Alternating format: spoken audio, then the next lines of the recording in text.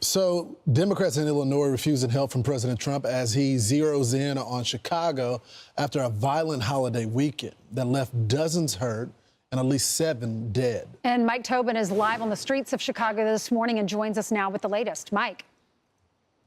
Good morning, Ainsley. Good morning, guys. So far, the numbers we have show 54 people were shot, 7 fatally. It usually takes a few hours for Chicago police to release the official numbers from the holiday weekend. But you compare those numbers to the 4th of July weekend, in which 44 people were shot, 6 were killed. This is the dynamic that Illinois Governor J.B. Pritzker says is not an emergency that warrants the intervention of federal troopers and the National Guard. In fact, Governor Pritzker launched over the weekend the conspiracy theory that Trump is using crime in Chicago to cheat the midterm elections.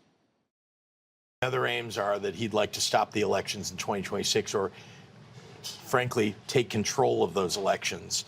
He'll just claim that there's some problem with an election, and then he's got troops on the ground that can take control, if, in fact, he's allowed to do this.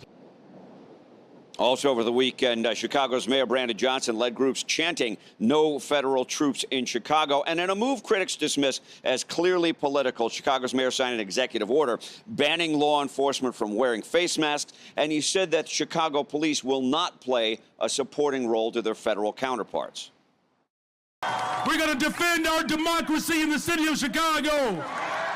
We're going to protect the humanity of every single person in the city of Chicago. No troops in Chicago. No troops in Chicago. Chicago is in crisis. Over the 4th of July weekend, more than 50 people were shot, and at least 7 lost their lives.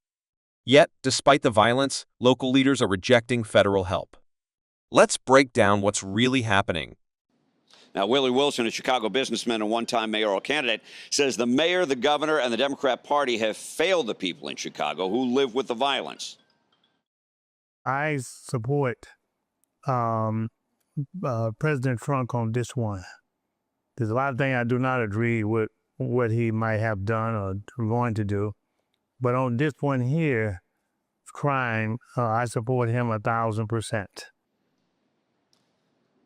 And as we reported last week, Great Lakes Naval Base just north of Chicago is preparing to house some federal personnel, as the only real promise we have of federal intervention comes from DHS Secretary Kristi Noem, as she is promising a ramped-up immigration crackdown. Guys, back to you. All right, Mike Tobin, live in the streets of Chicago. Mike, thank you. The man he interviewed, Griff, sorry, you were about to talk. The man he interviewed, Willie, he went on to say, he said the mayor and the governor have a lot of security around them, but what about the security around the people? Well, that's exactly right. Like, I would love to see Mayor Johnson or Governor Pritzker walk one weekend by themselves with no security through the south side of Chicago, just by himself. And not only would he realize that despite what any crime stats show, people don't feel safe because you're seeing more than 40 shot, 7 dead. And Mike Tobin was talking about back on 4th of July, 44 shot, 6 dead. It just, the reality on the street defies the stats and these politicians saying don't come in. To say no troops on our streets is essentially saying, Ainsley, just leave our crime alone. We like our crime just the way it is. We don't want your help to come in and try and stop it. And that's why when we played that montage of these Chicago residents, they want help because who doesn't want safety? Listen here. Think about that. Dozens of lives shattered in just one weekend, and the official response is to say no to federal support.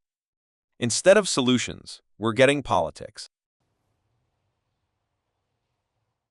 It's just gone from bad to worse to disaster. No one really feels safe. It's impossible to feel safe in a city like this, especially with the leadership we have. These kids are carrying guns like around the ages of 8 years old, and they're killing other 8-year-old kids with guns. It's insane. My opinion, not enough police officers. The police officers' hands are tied. So the police is really unappreciated offhand under Brandon Johnson, Lori Lightfoot, J.B. Pritzker.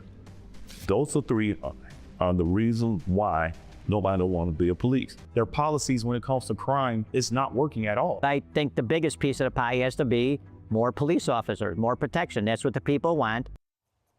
They are denying the obvious in Chicago. And Chicago is just the latest example of what's happening in every progressive city death, poverty, destruction. I remember when I was in Chicago for an interview one time, and one of the guys that was on our security detail was a local cop for the Chicago Police Department. He left for a carjacking because it was in the area. The cops arrived to the scene, and they realized, well, the guy that was just carjacked didn't own his car either. You got two carjackers carjacking each other. I had an interview with a family that daughter was murdered, 8 years old, in the middle of her front yard, just playing with her friends. They were so aggrieved that when they had to put her back together, that they had to put a tie over her head just so they couldn't see a scar and they could have a proper burial. I mean, I can give you stories for days, and I would call every single local politician, the mayors, the DAs, and ask them, can you give us an interview? Can you meet with the family, tell them what you're gonna do to stop this? None of them would ever agree to do an interview with Fox and Friends, or when I worked on Sean's show, or when I had my show on the weekend. It was years and years of the same thing. The mayor and governor claim this is about protecting democracy, but for everyday Chicago residents, it's about survival. People don't feel safe walking their own streets. That's raw frustration. Families are burying children, neighborhoods are controlled by gangs, and police are overwhelmed. And yet, leaders say no to additional help. So now you got a president that advocated and said, look, I'm going to go and advocate for the forgotten men and women. You know what? That means these liberal cities as well. And now they want to resist finally a glimmer of hope. We saw what happened with D.C. They've already turned that problem around. Yes, they got some ways to go, but now you have the National Guard, the feds there, and the criminals are on the run for once. Well, the Democratic Party is failing people who live in these communities. And we just interviewed Dr. Amen, and he said, get your children moving. That helps them with their mental health, because we're seeing so many kids on medicines. He said, get them moving, get them outside, let them run around. Well, you can't if you live in the south side of Chicago. That little girl was playing in her front yard, and she was shot and killed. I interviewed one kid. He's 13 years old, and him and his cousin are feuding. I go, how? This is your cousin. Your dads are brothers. He goes, well, my cousin lives on the other side of Chicago. That means that we can't hang together because the gangs right here run this block and the gangs run this other. You're robbing kids of a future. I know, of a childhood, It shouldn't be that way. It's a great point that you're raising, Lawrence, because in D.C. specifically, and it's similar in Chicago, you have a mix of major gang affiliations like MS-13 or Tren de Aragua, but then you've also got these crews that are block by block, and some specifically do more carjackings. Others will set up an open-air drug market. And so the crackdown is really given President Trump with the guard deployment a way to sort of hit a reset button, right? So if you park a Humvee with guard guys in front of a store that for years people have walked in and just looted and walked out with stuff, which is why you got to get your toothpaste behind a locked glass case. Do you think those criminals are going to march past a Humvee and guard troops and rob it? No, they're not. No. So what's that do? It resets the clock and allows the police departments to take the reins. Well, you know,